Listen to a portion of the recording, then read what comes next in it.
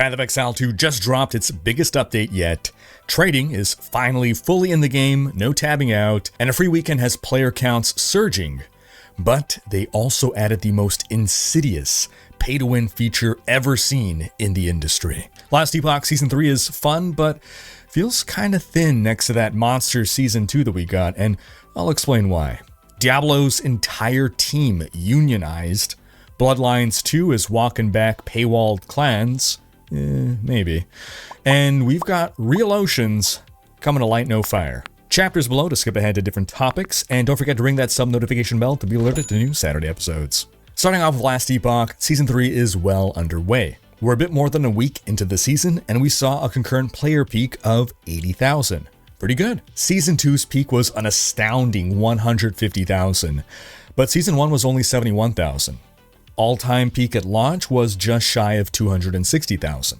Now, Season 2 was an anomaly. It was a very long time between Season 1 and 2, and Season 2 was really packed with juicy content, tons of hype for it. In comparison to Season 2, Season 3 feels underwhelming to a lot of players.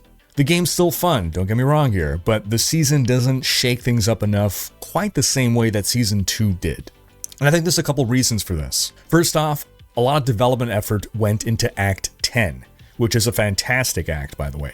Visually gorgeous, great narrative reveals, lore, world building, probably my favorite act in the game. That by itself, plus all the new monsters and regions that Act 10 adds to the game and makes its way into the monolith, all that is a large amount of content that took a long time to develop. But it doesn't feel that way to many players who are all about blasting straight through to the end game.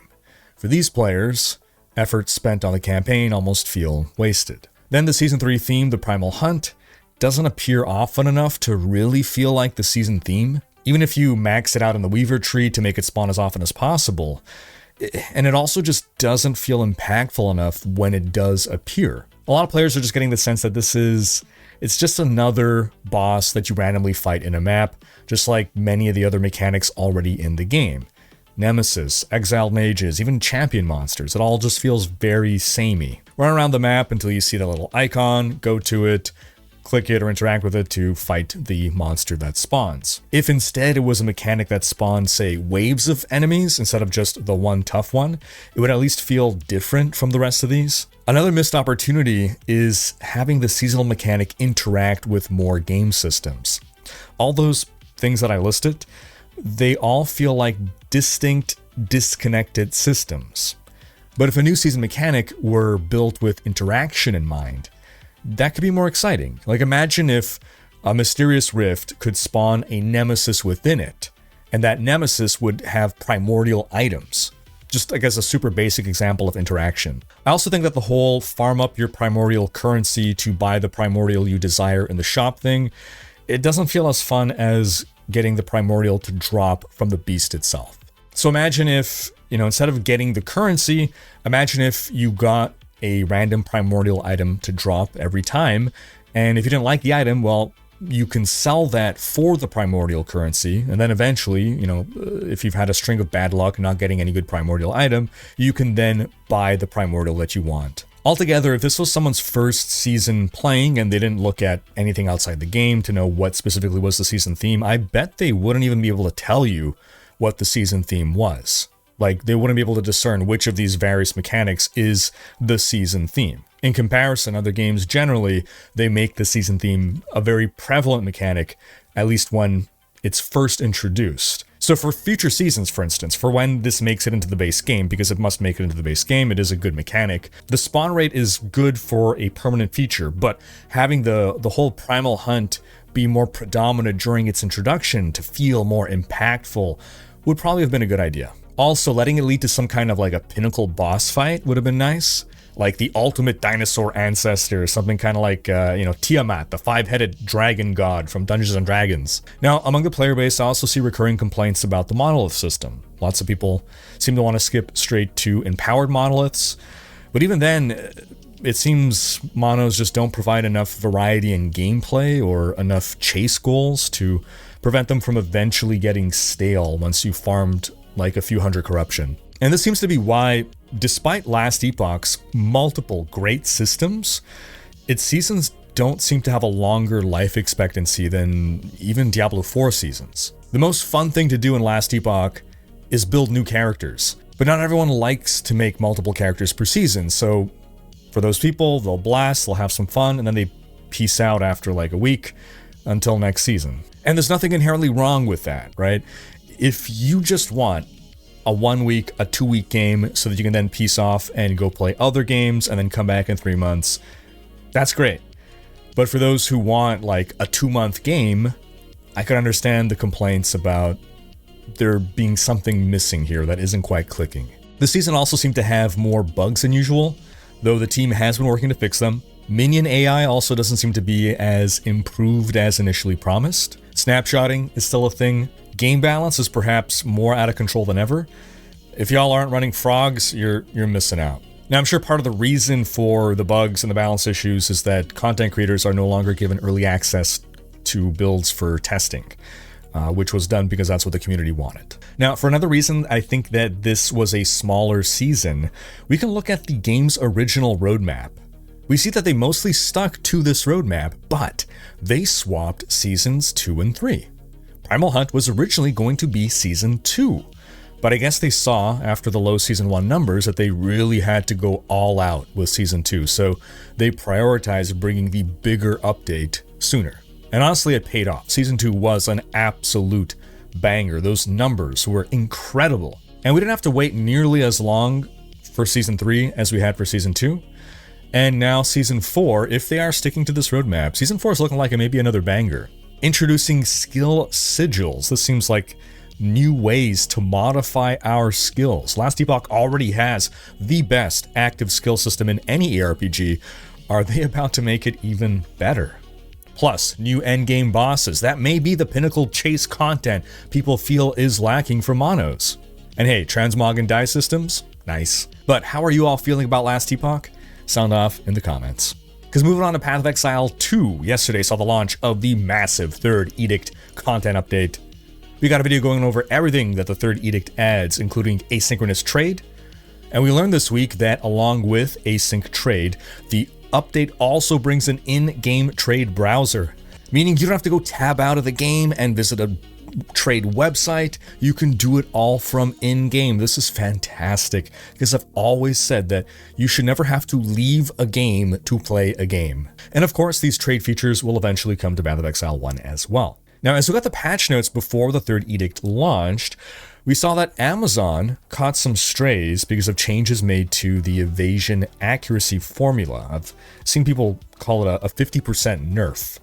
Now, Amazon was by far the most popular ascendancy in patch 0.2, so taking her down a peg, maybe not so bad. Prior to the patch notes, I was seeing some excitement for cold sorceress builds, but then a lot of those skills got hit with, like, out of nowhere, cooldown timers put on them, and other nerfs as well, so it's kind of put a damper on cold sorceress builds. Flicker Strike got gutted. Even Bone Shatter got a big nerf. Overall, they seem to continue to nerf melee, bizarrely. But we got a nice surprise. Big update for Witchhunter. The Weapon Master notable passive now grants 100 passive skill points, up from 20. That basically means you can run 2 entirely different builds on Weapon Swap. And with Weapon Swap now being instant, this should allow for amazing possibilities. Oh, and the new sprint feature? You can enable an option in the settings to set it so that you keep sprinting even when you release the dodge button until you either stop moving or use a skill or otherwise get your sprint interrupted. Great little quality of life thing to help our poor wrists. Hear that? Like a cement mixer. Now, going into this update, lots of content creators were hyping up Deadeye as likely to be the best starter ascendancy. There was just a ton of unknowns going into the update, so while it's possible for other ascendancies to emerge as the best, Deadeye was just the safest pick based on what we did know.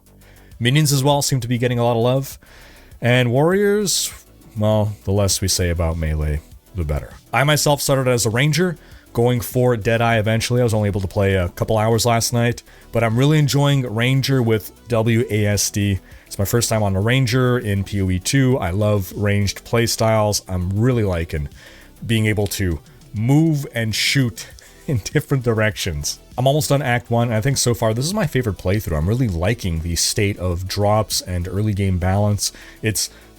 I don't know if I should say this. It's maybe even a little bit too easy now? Maybe Ranger is just OP, I don't know. The Abyssal Fissures, the league mechanic, they're prominent, they're rewarding. So again, like compare that to last Epoch where you don't run into the dinosaur stuff often enough and it doesn't even feel very rewarding. Abyssal Fissures definitely make their presence known, and the reward chest at the end has always felt rewarding. So far, my only complaint about this update is about the new sprint feature, because while sprinting, you have a worse turn angle than a Diablo 4 horse at launch. I think the Titanic had a better turn angle to it than the sprint in Path of Exile 2, and it hit an iceberg, and you will hit an obstacle while sprinting, be it a wall, an object, a tiny pebble. And when you do, you get knocked out of the sprint and you're kind of slowed for a moment. So it's just really reduced how often I use sprint. I basically just use it in wide open areas where I'm not at risk of hitting anything. I'm convinced that the community will complain about this and it's gonna be improved. I understand monsters knocking you out of your sprint and stunning you. It's a punishment mechanic so that you don't abuse sprint and you reserve it for use for rapidly crossing empty terrain and not just like avoiding monsters, running through monsters, running away from monsters. So given this is the intended use of sprint to rapidly run through areas without monsters, I don't get why they made it so unwieldy and clumsy that we're just bumping into terrain and slowing us down that way. But how do you folks feel about sprint? Do you like it the way it is? Do you think it should stay the way it is?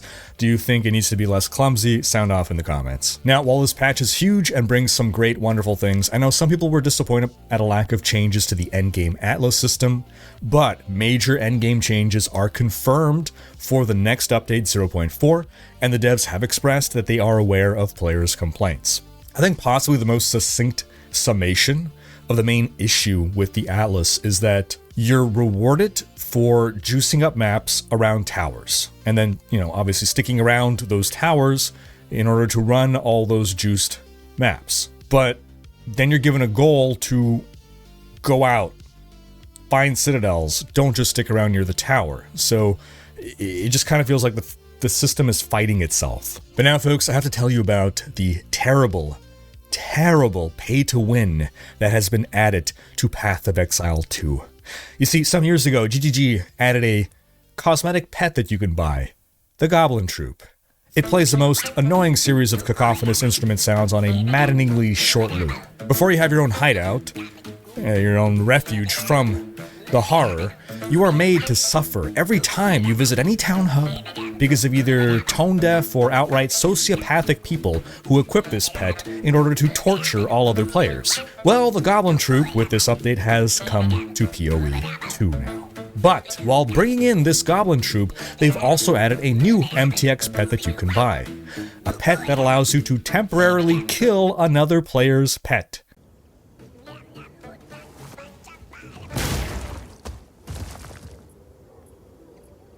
Yes, you can silence the Goblin Troop, but it'll cost you to do so. This is the most egregious pay-to-win ever seen in any video game ever. Because really, there's no winning or losing inherent to an ARPG. You're not against other players. There's no real fail state in an ARPG, unless you're playing hardcore. The only thing that you can lose in PoE is your sanity from hearing these goddamn goblins every time you portal back to town, or in order to turn in a quest or sell your junk. Now, in case it wasn't abundantly clear, I'm kidding, of course. But I do really wish there was a setting to mute those damn goblins. Now, for any of you who don't own Path of Exile 2, there is currently a free weekend ongoing. In order to keep up with the extra demand, GGG prepared by beefing up their servers. And day one, they held up pretty well. I got through the login queue pretty fast. And while I did get multiple disconnects while trying to port back to town or change area, I never ended up back in queue again, so it really wasn't too bad. We peaked at 335,000 concurrent players last night, already beating the 0.2 update of 246,000, although again with it being a free weekend, that was a given.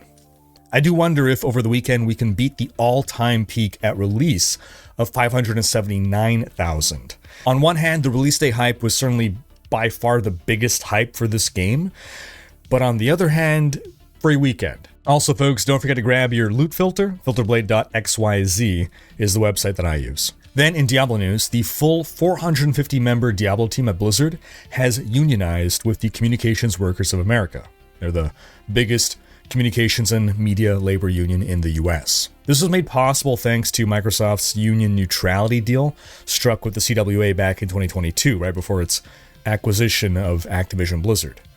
The deal basically meant that Blizzard would not thwart employee attempts at unionizing, in short. There's been a ton of layoffs across Microsoft's gaming divisions in multiple waves over the past couple of years, and it was the latest round of layoffs in July that really got the Diablo team to finally make the jump after, my understanding is, like months of discussions and organizing within the team. Now, I know a lot of folks are anti-union because of bad experiences you've had in unions in different sectors. Look, unions are a system, and like any system, they can be abused. I agree. But the results of the unions forming so far in the video game industry specifically have not been negative. Some anti-union stories you hear is like, you no longer get promotions or raises based on merit. It's just on like seniority.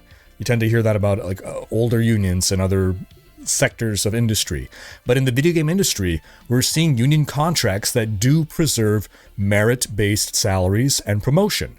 They're just asking for clear and transparent criteria so that the system doesn't feel arbitrary. Unions also don't force employers to not lay off employees, but they do install better protections for employees, better severance packages, transparency as to why they are being laid off. Also recall rights. Like, for example, let's say you're laid off because your job is no longer needed. You know, your project is wound down, or your project was just shut down. There can be like a 6-month recall period where, let's say the company now in 3 months decides to hire for your position again. Well, they have to call you up first before they start hiring new people. This way, employers can't do the churn and burn thing of just laying off a bunch of people, saying, oh, we don't need you anymore. And then in 3 months, they're just rehiring people to fill those positions at an entry level, therefore cheaper. And now more recently, one particular concern is AI and how it's replacing jobs. Unions are starting to include policies that govern AI use. We've had multiple game studios unionized for a couple of years now, and we have yet to hear any negative story come out of a studio collapsing or a project failing because of a union. The video game industry has existed as this business where it's okay to exploit your workers for longer hours, more overtime, and less pay than an equivalent position at a software company because it's fun to work on video games. Yeah, it's all sunshine and rainbows to work on a game where every YouTube video and every Reddit thread and every Twitter post is relentlessly crapping on you and calling you incompetent and horrible at your job. Let's ensure these people also get paid less and have worse working conditions, because that's what's going to result in better games. Burnt out, stressed out, depressed devs who are questioning why they don't just work on an accounting software where they get paid 25% more for 40% less work. Oh, and just to clarify, the 450-member Diablo team, I'm pretty sure that is not just D4, it includes Diablo Immortal, possibly a spin-up Diablo 5 team, and whoever's left running Diablo 3 and Diablo 2 Resurrected. It's also not 450 game designers. It's QA, software engineers, artists, community management. Now, all this to say, on the public end, I don't expect to see any changes, but this is a good thing that the team has accomplished. Now, the Season 10 PTR ended this week. I spoke about it more in previous videos, but some final thoughts here. I mentioned how Soul Spires and Infernal Hordes still feel bad. Well, there's an Infernal offering that makes them spawn less often. That's good. I wish Soul Spires were just made better, but I guess making them appear less often is better than nothing. There've been a bunch of crazy builds. Druid is bugged as always. Like every PTR Druid has bugs, but they're always fixed before launch, so you know, we'll see there. But even unbugged, Druid pet build may be the top build, if not a top build of the season, which is nice. Sorcerer Mana Shield is a lot of fun. I tried that out. There's actually a Ball Lightning build that has re-emerged as a lightning fast speed farming build. It seems there's even like viable non-shout barbarian builds. Altogether, I look forward to the next campfire chat, particularly because we didn't have one for PTR. We had that Sanctuary sit down, and it seems they're like restructuring their campfire chats, so they might have something bigger planned for the Season 10 campfire. Oh, and some quick Diablo 3 news, actually. Season 35 ends on September 7th, with Season 36 starting on September 12th. The season theme is the return of Soul Shards. That was one of the best season themes. Soul shards were those upgradable legendary gems that you put in your helm and your weapon. You'd farm them from the act bosses as well as the material needed to upgrade them. Now moving on to an update to our Vampire the Masquerade Bloodlines 2 story from last week, in which we learned that publisher Paradox was gating 2 of the 6 playable clans at launch behind a paywall as day 1 DLC. Well, after the backlash, they may be rethinking this plan. On the Bloodlines 2 Discord, as spotted by Rock Paper Shotgun, World of Darkness community developer Debbie Ella posted, quote, "We are listening to your feedback about the La Sombra and Toreador clan access, and we're making adjustments ahead of launch to reflect this. We will share more information about what this means as soon as possible." You may wonder why they thought it was a good idea to go with this plan to begin with, and Rock Paper Shotgun basically asked them that at Gamescom. The response basically was that those 2 clans were not part of the original scope for launch, but the devs went ahead and got that extra content ready for launch, so they figured that made it make sense to charge extra for them. Well, hopefully we get good news to share soon. You know, like, those clans will be free. Done. What's to discuss? Then, in some news about Light No Fire, that's basically the fantasy version of No Man's Sky, we learned that the Earth-sized planet in Light No Fire will have real oceans that players will need large boats and crews to cross. We learned this because No Man's Sky just got a big update called Voyagers, which allows players to build custom starships that are big enough for several crew members. They're basically flying bases. And speaking of PC gamers, studio head Sean Murray said, quote, "The technical challenges they have had to overcome to make any of this possible have been immense, and much of the technology we're introducing with Voyagers is shared with our next game, Light No Fire, which is a truly open world, a shared Earth-sized planet with real oceans to traverse, needing large boats and crews." Basically, it's actually because of Light No Fire that they were working on improving their engine to be able to accommodate these kind of features in their next game, that they were then able to also add it into No Man's Sky. I'm getting pretty hyped for Light No Fire, but remember all the hype around No Man's Sky? After years of improvements, we did finally and gradually get the game we were promised, but it still makes it a little hesitant to get too hyped for Light No Fire. But what do you folks think? Will they get it right out the gate this time? Sound off in the comments, because that's going to wrap up this video. But do be sure to check out last week's video in which we discussed and compared the 3 big updates for PoE2, Diablo 4, and Last Epoch, and we laid out which update was the best. Thanks for watching. Special thanks to my Patreon supporters for making these videos possible. If you enjoyed this video, give it a thumbs up, and subscribe to join Riker's Raiders for more gaming content.